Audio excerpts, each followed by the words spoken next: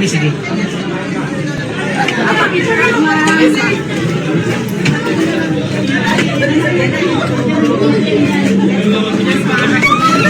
Ayun na nakasama!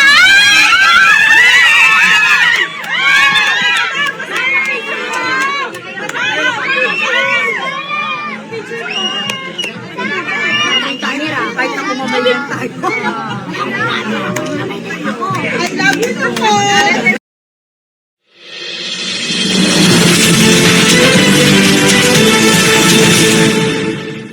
Ayan na mga kababayan, ito nga pong si Vice President Inday Sara Duterte ay ginulat si Pastor Dila Abante. Sinugod po at hinarap ang kanyang balwarte. Grabe po talaga ang tapang nitong ating pangalawang Pangulo mga kababayan, ating kaming Pangulo sa 2028. Ano?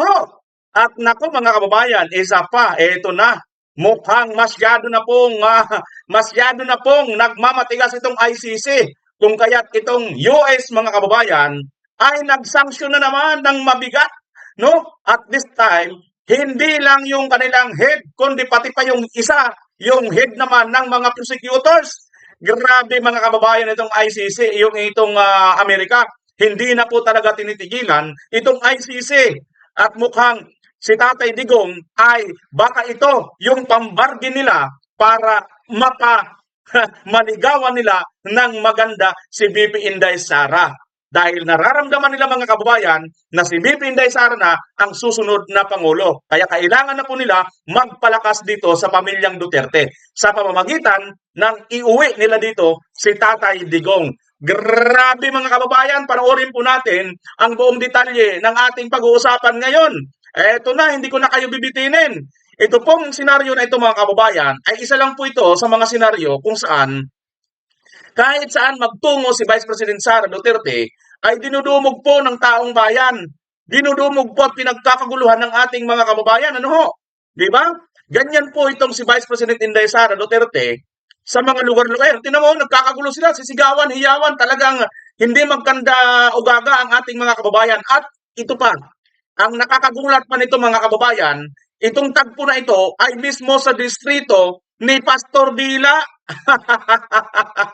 Yun po ang masaklap para sa kanila dito mga kababayan dahil dyan po yan mismo sa lugar or barwate ni Pastor Dila. Ang sakit ano? Pero ito pa, mga kababayan, sandali lang. Speaking of Pastor Dila, kumustahin kaya natin ang lugar niya? Ang distrito nitong Talunan, nananalo lang ito dahil sa magic ng Comelec. Ayan, ang lugar niya mga kababayan, panoorin nyo.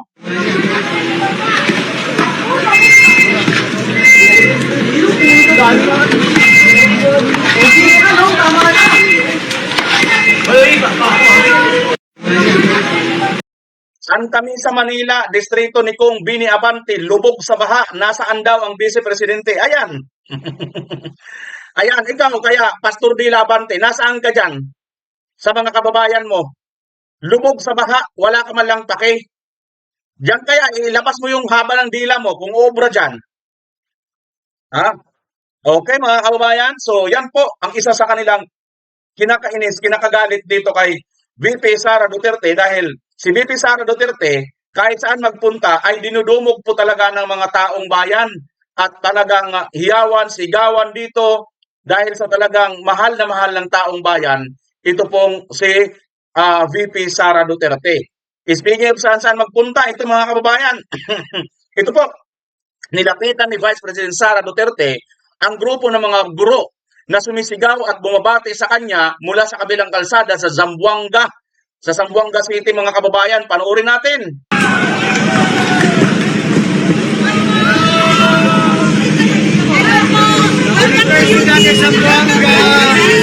Welcome po. May hapon.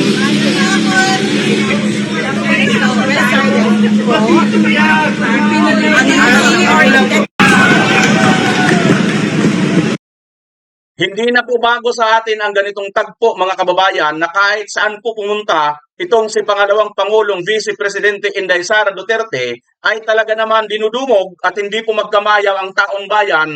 Ang iba gustong humalik, yumakap, yumapos, kung ano pa man, magkamay, kung ano mga kababayan at bumati sa kanya at talagang very welcome ang dating sa kanila mga kababayan. So, ganyan po ang nagiging tagpo, no? Dito po kay VP Inday Sara, kahit saan po siya magpunta, mga kababayan. 'Di ba? So talagang pinagkakaanohan talaga, pinagkaguguluhan. Sandali lang mga kababayan, may nakita tayong video na parang, ano ito? Magandang pangitain na kaya ito mga kababayan? Kasi tingnan nyo itong kausap ni VP Inday Sara. Parang si Tatay Digong, ano? Ayan, no? May music lang kasi ito, kaya baka makapiright tayo eh. Pero tingnan nyo mga kababayan, parang si Tatay Digong ang kausap ni VP Sara Duterte sa Zamboanga City. Sino kaya ito, no? Gawin kay Tatay Digong mga kababayan, ano?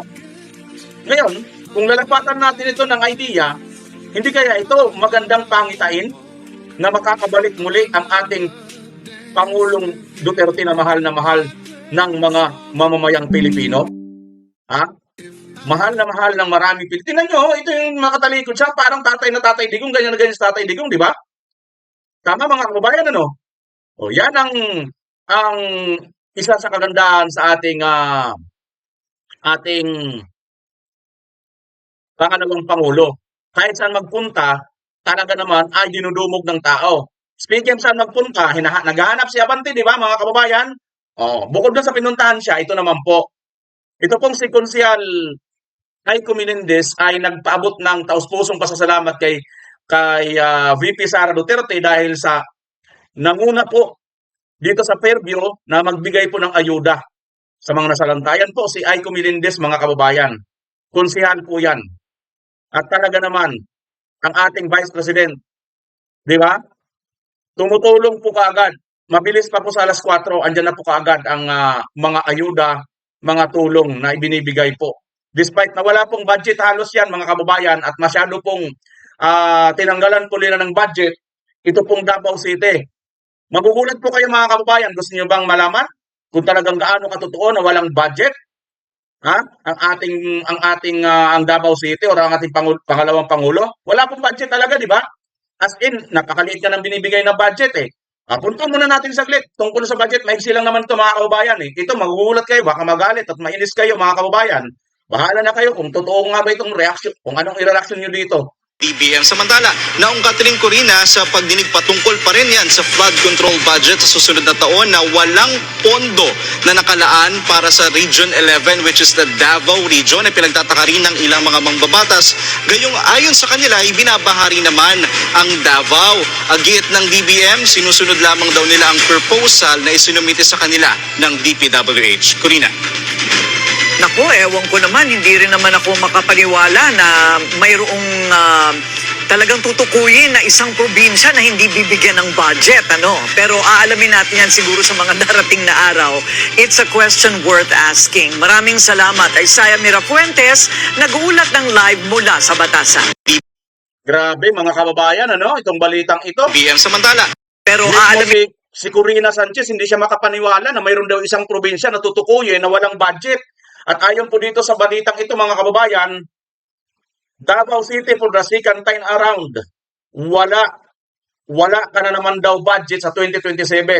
Pero kaya mo tumayo sa sariling lakas ay ayaw mo maging sunod-sunuran sa admin. Kita niyo mga kababayan kung gaano kagago itong administrasyon ni Bangag? Hindi lang po yan mga kababayan Davao City. Region 11 po yan. Hindi lang naman po Davao City ang Region 11 eh. At hindi lang po Davao Region po ang Region 11. Pagtingin ko, katulad sa Region 1 sa Pangasinan, Ilocos Norte, Ilocos Sur, Pangasinan, La Union, 4 na province, yan po ay Region 1 mga kababayan. O yung Region 11, which is part lang po yung Davao, kaya kawawa naman po ang Region 11. Ibig mo ba sabihin talaga, Marcos Jr., wala ka talagang paki sa mga taga-Region 11, hindi lang taga-Davao?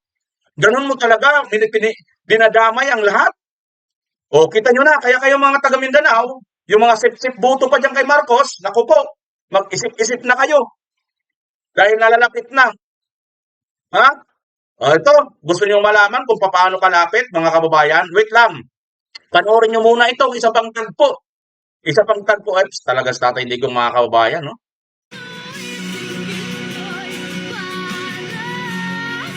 Grabe, ano mga kababayan, talagang Talagang nakaka-amaze si Tatay Digong panoorin habang lagi po siyang sumasaludo, nagbabaw, yumuyuko po sa ating mga kababayan.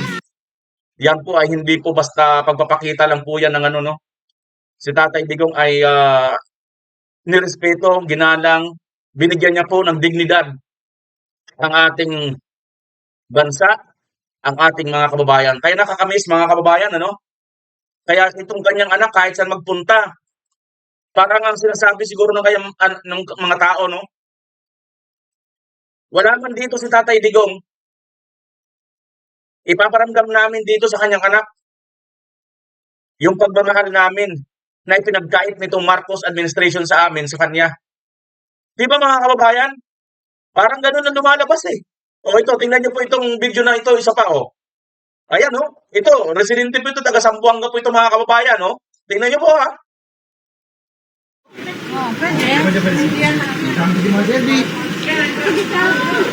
Nanyo po dinakasal eh. Tingnan niyo po paano po pagkapuluhan. Si Bibi Sara po. Mambaba lang. Sa Zamboanga lang po ito mga kababayan. At nagkatuluhan naman po dito si Bibi Sara. Sa tagpo dito mga kababayan. Hindi ko magila. Hindi ko magila para dito na tayo.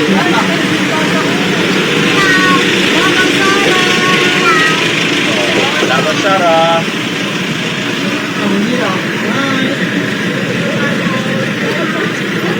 Di ba yan? Di ba mga kababayan? Di ba? Tagpuan sila po mga kababayan. Di ba?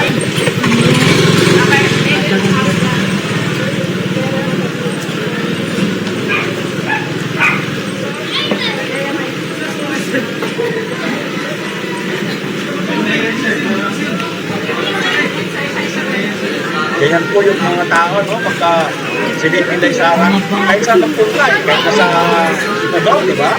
Nakita natin kung paano po si Bibi Sara pagkaguluhan. Ayan na. Ayan na, sinasabi sa'yo, tatakbuhan na sila eh. Ayan na. Ayan na. Tatakbuhan na. Ganito na Bibi.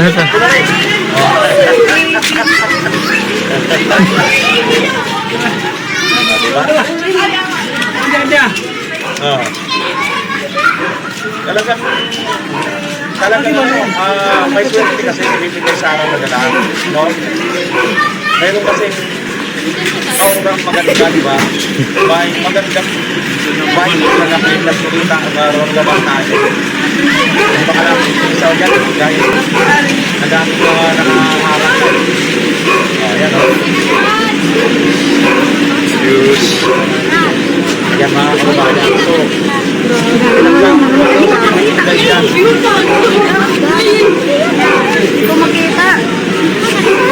Calvin! Kumpro yung mga bata dito.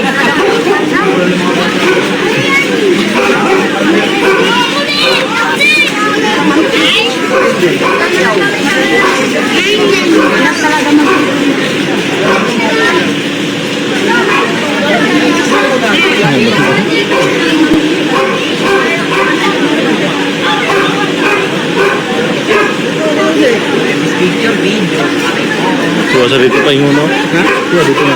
Tuwa na sir?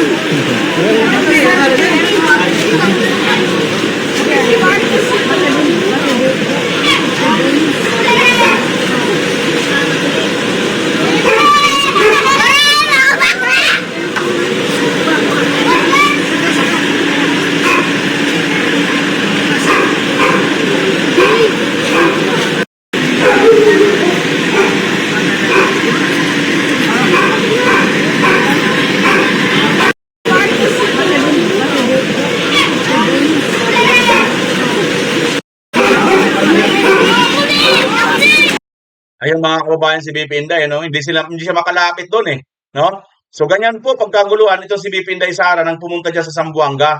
Kaya talagang mahal na mahal po ng taong bayan. Eh si BBM naman mga kababayan, mamaya na lang. Mahiya tayo, maawa naman tayo kay BBM mga kababayan. Speaking of ito na. Ito pong Amerika, ito na po mga kababayan, ang Amerika. Oh. Meanwhile, the Trump administration is ramping up its campaign against the International Criminal Court. How?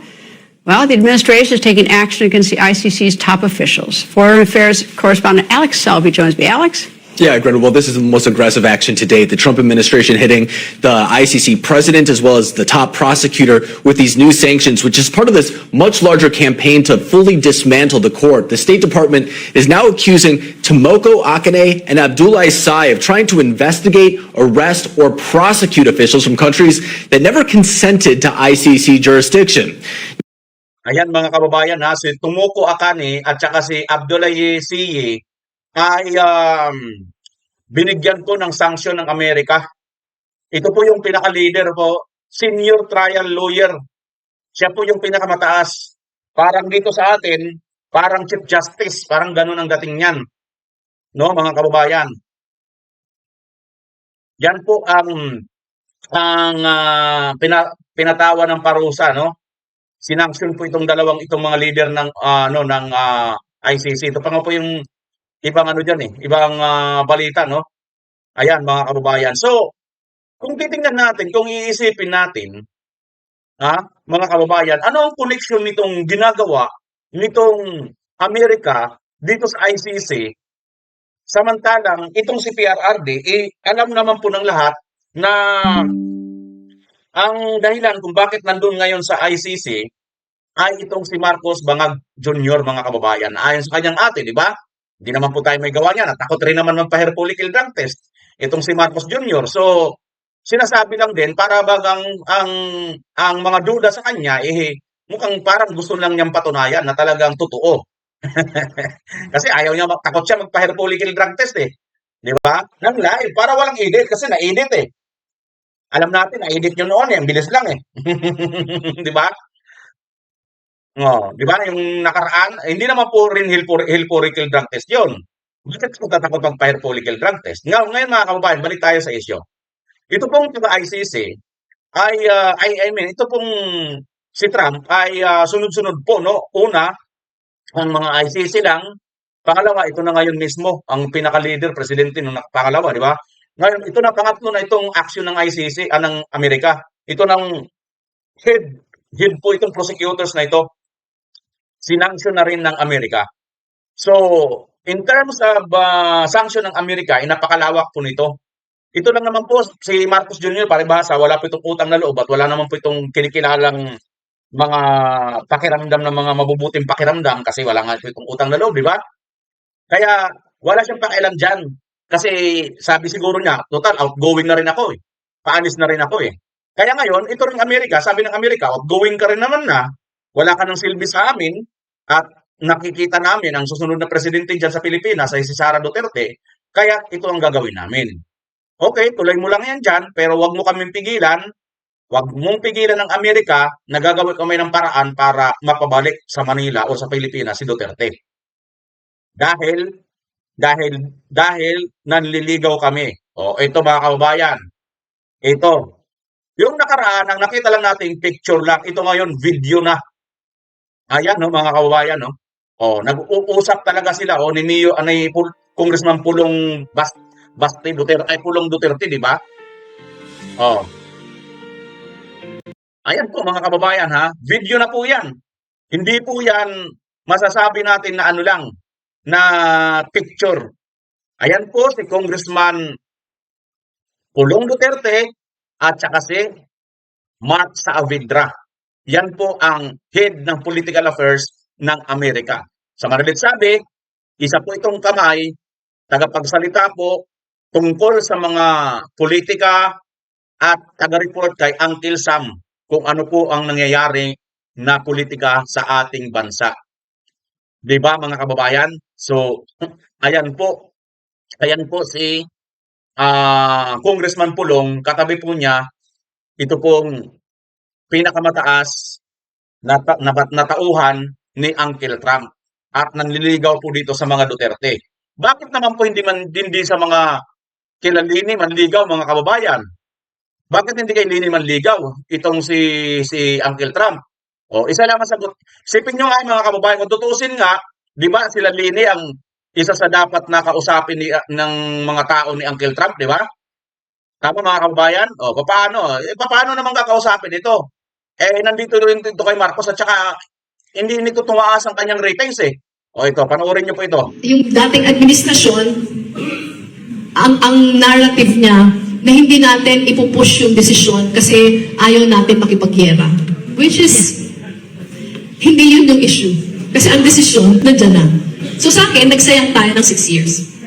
In all fairness to the current administration, mas maganda yung treatment ng current administration as far as China is concerned. Kasi ngayon, fine-flex natin yung ating rights, but we should have done it 6 years ago. Hindi pala 6 years ago, 8 years ago. Diba? So sa akin, hopefully, ngayon na fine-flex natin, mas nasa tamang posisyon tayo. Pero sayang nung 6 na taon. Nung bagong-bago pa lang yung desisyon ng arbitral tribunal. Alam mo kung piniflex din ni Tatay Digong noon, yung karapatan ni Tatay Digong noon, matagal ka na rin nasibak. Una, na-impeach ka. Pangalawa, may kumakalat na video na ikaw ay pinagpakasuhan ka na dati ng PACC dahil doon sa corruption issue. No? Mabuti na lang si Tatay Digong hindi nag-flex ng kanyang muscle laban sa'yo. Hindi katulad nitong ni Marcos na nag-flex ng kanyang muscle at dito walang utang na loob na pina-impeach si BP Inday Sara at pinakidnap si Tatay Digong.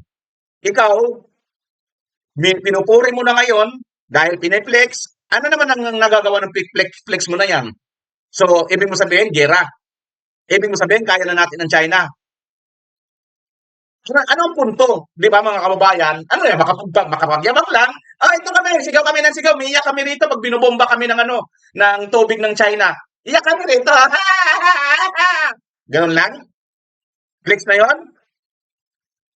Dahil dyan, wala tayong nakukuhang proyekto or project or tulong na nanggagaling sa China. Ang tanong, dahil kinalaban ninyo China, wala tayong nakukuha ng tulong. Sa Amerika pa, may nakuha kayong tulong? Nagbigay ba yung ng Amerika ng mga tulay? Wala, di ba? Wala, di ba? Walang binigay ng project ng Amerika sa atin. Oh, pero yung China, Bukana Bridge, yung Binondo Intramuros Bridge, ang tingin ko pati yung yata yung Rockwell, at saka yung Pioneer, Mandaluyong to BGC. Napakarami po ng binigay ng mga infrastructure ng China sa Pilipinas. Dahil doon sa pakikipagmabuting relasyon ni Tatay Digong sa kanila.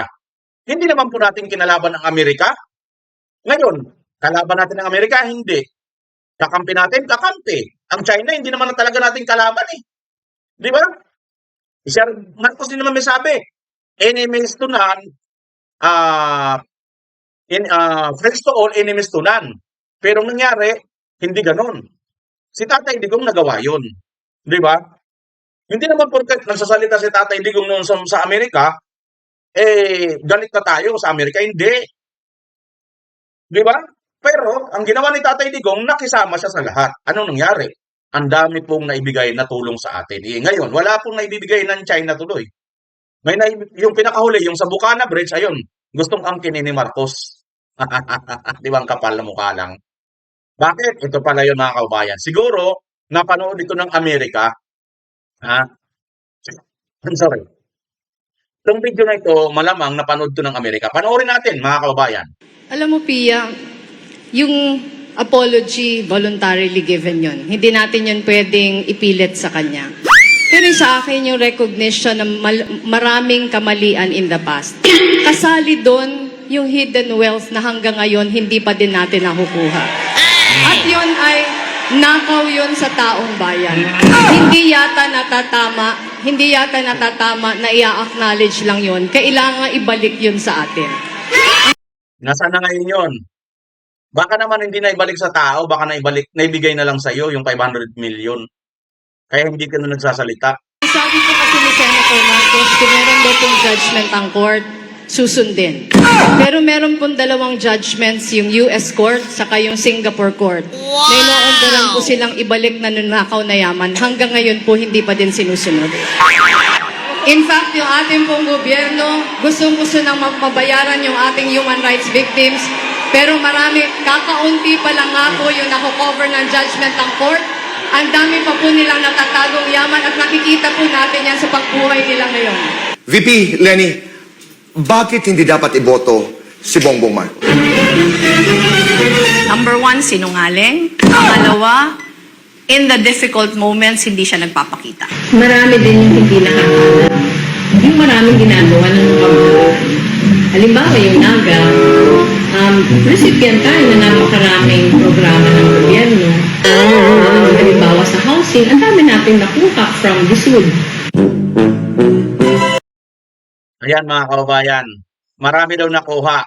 Ang alam namin, 500 million ang nakuha mo para doon sa pagpapagawa ng Coliseum. Ano ba yun? Pag-repair lang pala yun ng museum ni asawa mo. Yun, Lene. Pero ngayon, nakalimutan mo na, ikaw mismo nung kampanya, sinabi mo, number one, sinungaling si Marcos, at sinabi mo, magnanakaw itong si Marcos.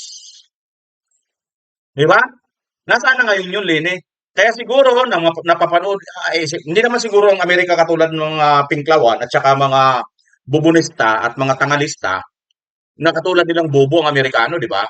Siguro, tiningnan din nila itong mga video. Ay, sandali. May mga salita, may mga pronouncement ito noon eh. Tapos, bina-crowd check siguro ng Amerika ni Uncle Sam. Sabi niya, oy, sandali.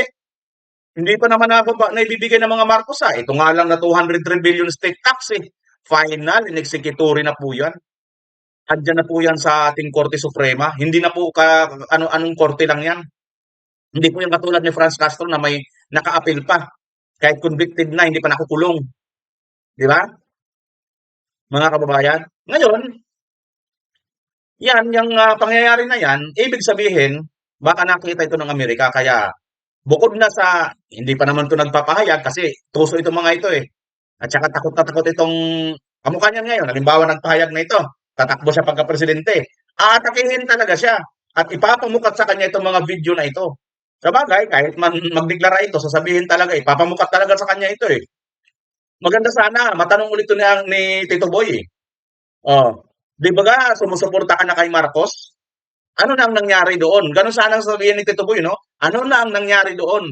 Di ba sabi mo, bakit hindi, ano ang dahilan niya kung bakit hindi pwedeng iboto si Marcos? Dahil una, number one, sinungaling. Ngayon ba, nang kumampi ka, hindi ka rin ba sinungaling?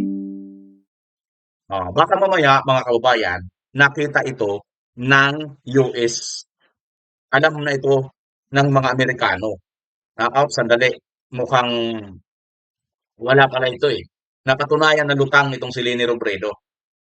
Magbabago pala ito kung mayroon ng katapat na presyo. 500 million lang, wala na.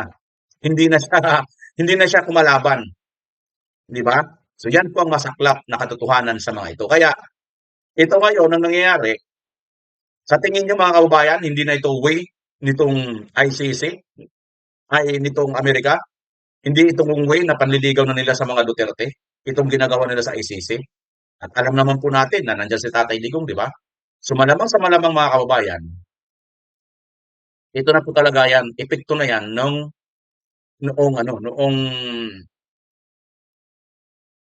noong lakas ni BP Inday.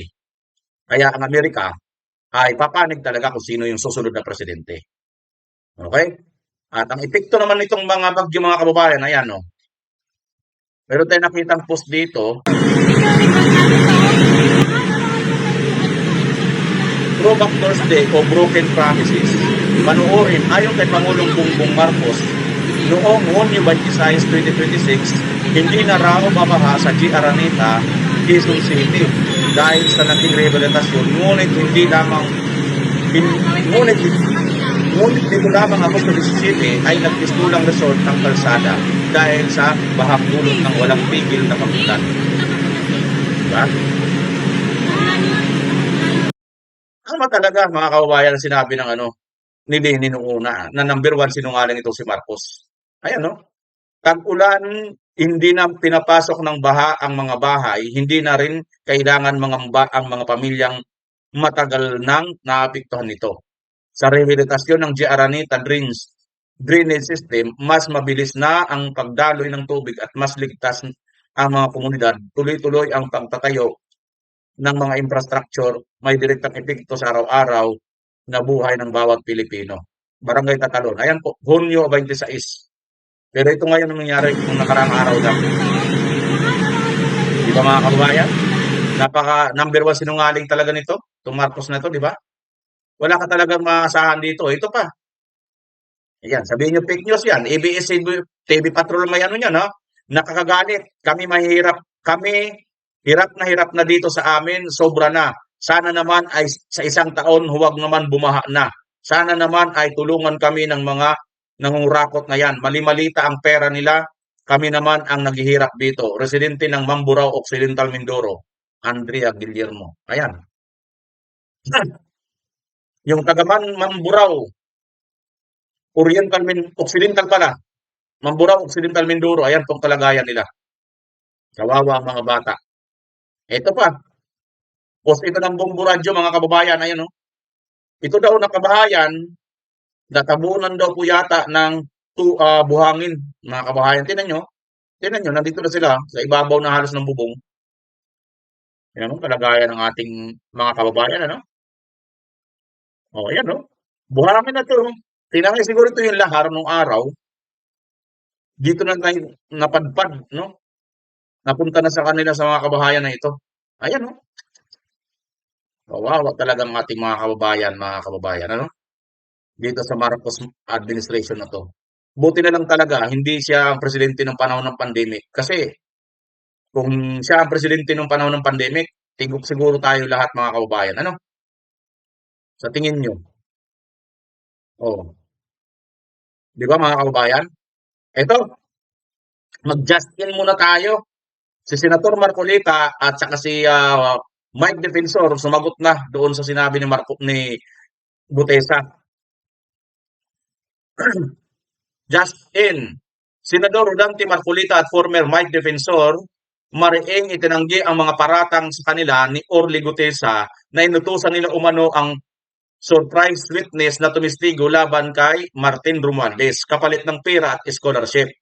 May hamon si Defensor na dapat patunayan ni Gutesa ang mga paratang niya sa kanilang dalawa na Senador Marcolita at ilatag ang mga ebidensya kung talagang malinis ang kanyang konsensya. Mas matindi umano ang kakaharaping kaso ni Gutesa sa kanyang pagsisinungaling kahit na nakatanggap ito ng pera para bumaliktad at bawiin ang kanyang mga naunang testimonya laban sa dating Speaker Romualdez. May mga ebidensya din daw na magpapatunay na kasama si Orly Gutesa sa mga bagman ng mali-malitang pera bukod sa isang larawan na ipinost ni Atty. Livy Baligod, kaya hindi siya maaaring magsinungaling at gumawa ng imbentong kwento laban sa kanila ni Senator Rodante Marcolita. Paktay kadiha, Orly Gutesa. Ito na ang sinasabi natin mga kababayan, di ba? Mas lalo patuloy makukumunoy itong si Orly Gutesa sa kanyang ginagawa na ito. Bagamat binayaran siya rito, isusuka niya rin po yung mga binayad sa kanya. Di umano, di ba? Naku po, kawawang nilalang ang mga bumaliktad. Sana nanindigan ka na lang, Gutesa. Total, alam naman po ng lahat kung nasaan ka na eh. I mean, alam na po ng lahat kung sino na may hawak sa'yo noon eh. Di ba? Natimbrihan na pong mga kamag-anak mo eh. Siyempre, madali na lang po natin paano yan. Ay, alam mo. Hindi natin alam. Sabi nga ng iba, mas matimbang talaga ang bigat ng malita kaysa daw sa prinsipyo. Ano masasabi mo dyan, Gutesa? At saka yung apat pa ng mga nag-recant. Di ba nakakahiya? Di ba nakakaawa kayo? Kawawa tuloy kayo dito. Di ba? Ay, ito pa mga kababayan, ito naman ang bagong statement ni Atty. Livy Baligod. Pero gusto lang namin i-assure ang Office of the Ombudsman na yung pagbaliktad ng apat ay dahil sa matinding panunungol ay kasama na rin panganakot. At saka sasabihin din namin kung sino yung mga tao na nasa likod ng panunungol na ito. Pero gusto lang namin i-assure ang Office of the Ombudsman na yung pagbaliktad ng apat ay dahil sa matinding pamumuhol, ay kasama na rin pananakot. At saka sasabihin din namin kung sino yung mga tao na nasa likod ng pamumuhol na ito. Nako, yari. Ayan na mga kababayan. Ito pala ang dahilan ng pagrekanto nitong mga ito sila Gutesa dahil mga tinakot at may mga panunuhol. Ang matindi dito ay sasabihin daw ni Atty. Baligot kung sino ang mga nasa likod ng mga panunuhol na ito mga kababayan. Ano ho? Abangan natin yan kung ano magiging development dyan sa nangyayari dito sa mga witness na mga nagrecant at hindi kinaya yung bigat ng malita. Nakakaawa tayo mga kababayan. Nakakaawa kayo. Sayang lang ang hirap na pinagdaanan ninyo. Ito mga kababayan, balikan lang natin ito. Naalala nyo, di ba kanina yun, ano yata, yung itong mamang ito?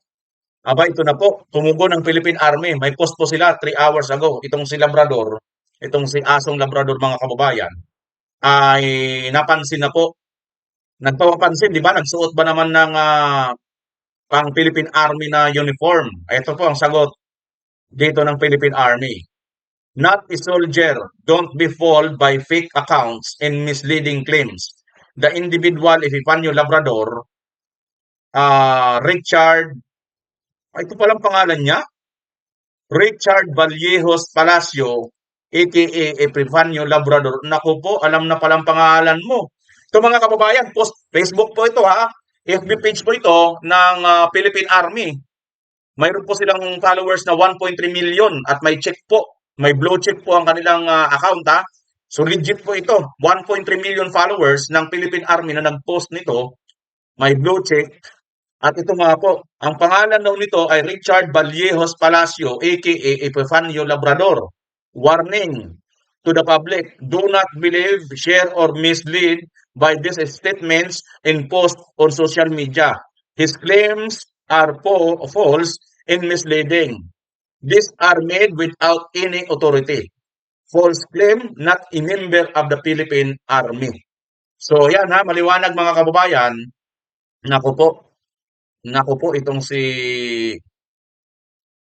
Epifanio. Si Palacio pala ang apelyido nito mga kababayan. Richard Vallejos Palacio.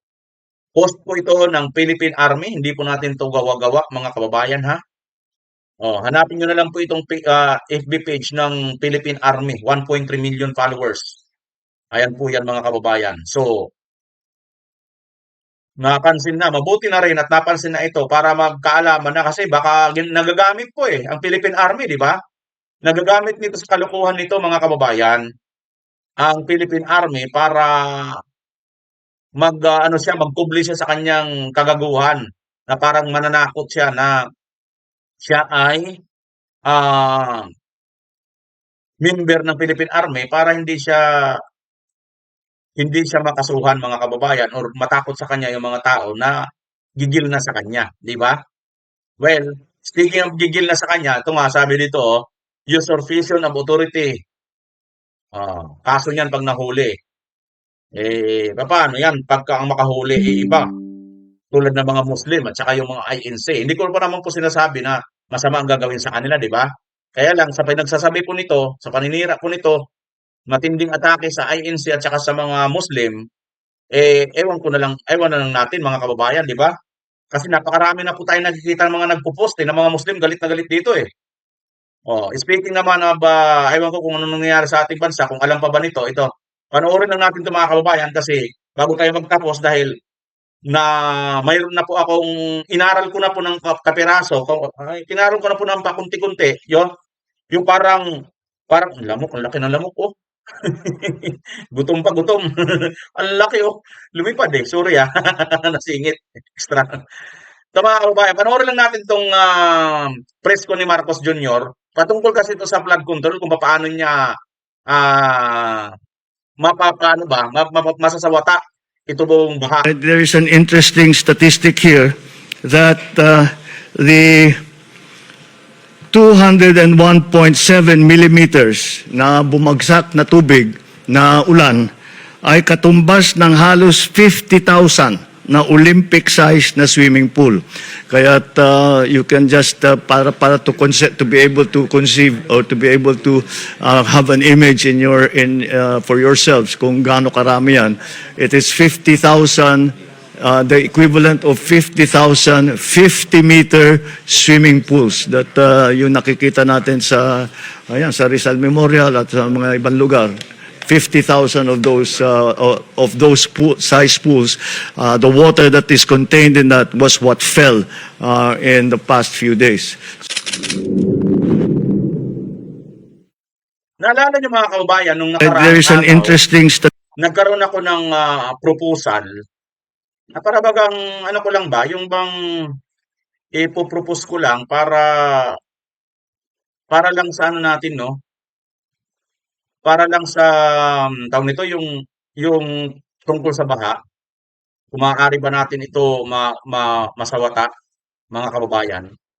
Alam niyo bang nang tiningnan ko dito, ito palang yung project na sinasabi ko na mula C6, lalagyan ng parang super highway, at the same time magiging ano na rin siya, yung magiging super highway siya at magiging flood control project na rin. Kasi dyan sa palibot ng C6, ang gagawin dyan, kasi laki ng C6 na yan. So pwede yan super highway, di ba? Napakalawak yan eh. Ilang lanes kaya? 8 yatang lanes yan o 10. Kabilaan kasi parang nasa 4 o 3 eh. Kabilaan yan, mga lanes na yan. So, ganyan kakapal, tapos mga 10 to 15 feet ang taas. Di ba? Plus, huhukayan ngayon yung Laguna Lake, para yun ngayon ang gagawin, ipantatambak, yun ngayon ang igagawin na 10 to 15 feet na taas na bagong super highway. Tingnan nyo ha mga kababayan, ang napakaraming magiging benefit eh. Magiging super highway na siya, magiging flood control pa siya, ito pa matindi, magiging economic pa siya. Bakit? Kasi sa haba niyan, mga 1 to 3 or 5 years, hanggang 10 years yan, mga empleyadong Pilipino ang pwedeng makinabang, lalo na ang mga construction workers, di ba? So, ang dami. Siyempre, ang mga construction workers, hindi naman yan magtatrabaho nang hindi kumakain. So, dadami din ang mga magtitinda ng pagkain sa palibot. Di ba? So, habang ginagawa ito, gumagastos tayo, kumikita na, umiikot ng economy sa ating bansa dahil nga sa infrastructure na pinapagawa. Isipin niyo yun, ha? Nag-i-invest pa lang tayo sa pamamagitan ng bilyon-bilyon trilyon na magagastos natin dito, pero at the same time, pinagkakakitaan na natin, mga kababayan. Di ba nga napakaganda nito? Sinadjepit yung mga kababayan, ang maaari palang magastos na pera dito ay aabot pala ito ng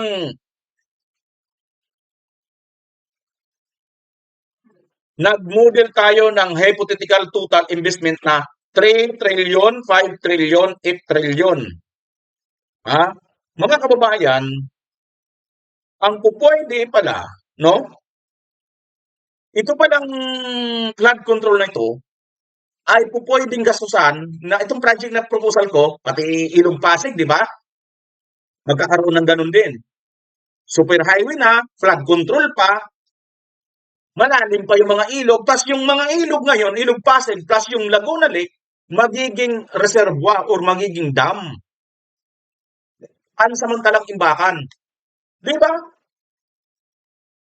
Lahat yan, magiging ano pa tayo, magiging economic ano pa tayo, boss, di ba? Then siyempre, ang daming trabahante yan eh. Isipin mo mga kababayan, 3 to 5 trillion lang pala ito. Magkano po ang nawawala sa ating taon-taon? Nawawalan po tayo ng pera na taon-taon ng trillion po halos. 1.9 trillion ata itong ninakaw dito sa flood control, mga kababayan eh. Isipin nyo, kung mayroon tayong presidente Halimbawa lang ito ha, hypothetical scenario. Maging presidente itong si VP Sara at susundan ni Mayor Baste. Dalawang Duterte, 10 taon. 10 years pa lang, mga kababayan. Tapos na yung project na yun. Wala nang baha sa Metro Manila at karating na mga probinsya, Bulacan, Laguna, Rizal, wala nang baha dyan. Dahil mayroon na tayong matibay na flood control at pang long-term solution.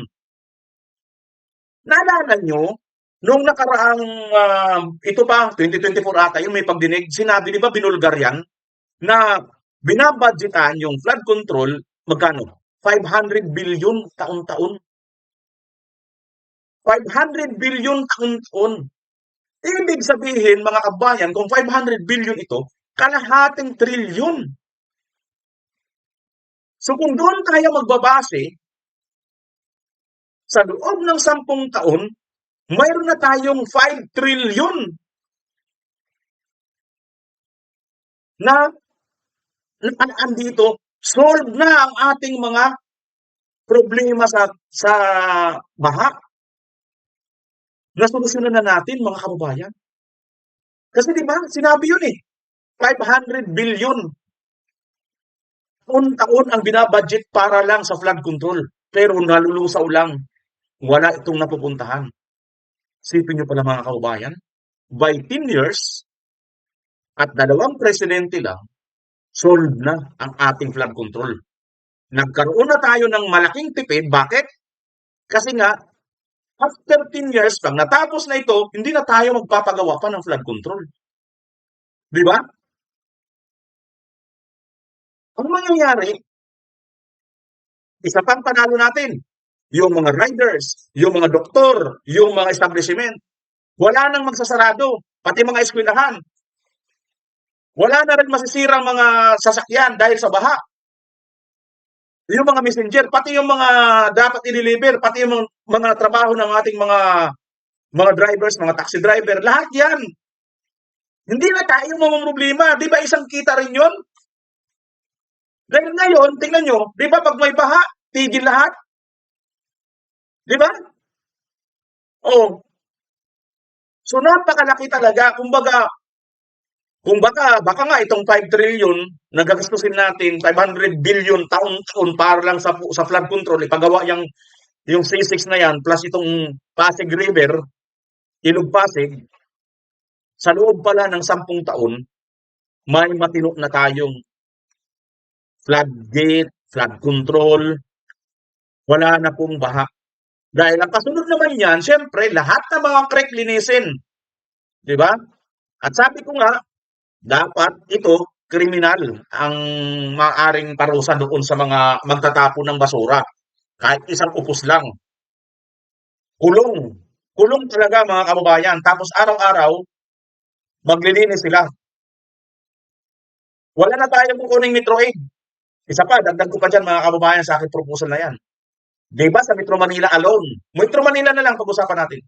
Napakaraming mga homeless. Hindi ito inhuman ha. Kung akong mayor, magtatayo ako ng isang programa.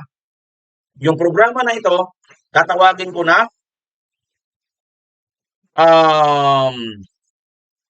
kalimutan ko. Basta from liabilities turn into asset. Ano yun? Yung mga homeless. Di ba liability yan ng ating gobyerno? Kasi nasa pakalat-kalat sa kalsada, di ba?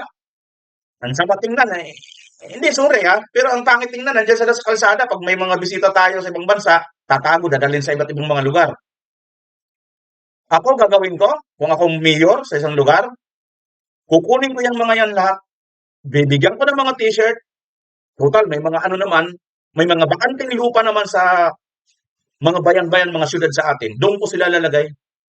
Tapos lahat ng mga pwedeng pwedeng taniman ng sili, talong, okra, yung mga pwedeng kainin, edible, na mga tanim. Ng mga sidewalk, lahat yan. Sila yung magtatanim, sila rin yung ma-harvest niyan. Para sa kanila yan. Sila rin ang magme-Metro Aid. Wala nang magtatapag. May magtapon, silang manguhuli. Tapos may CCTV na.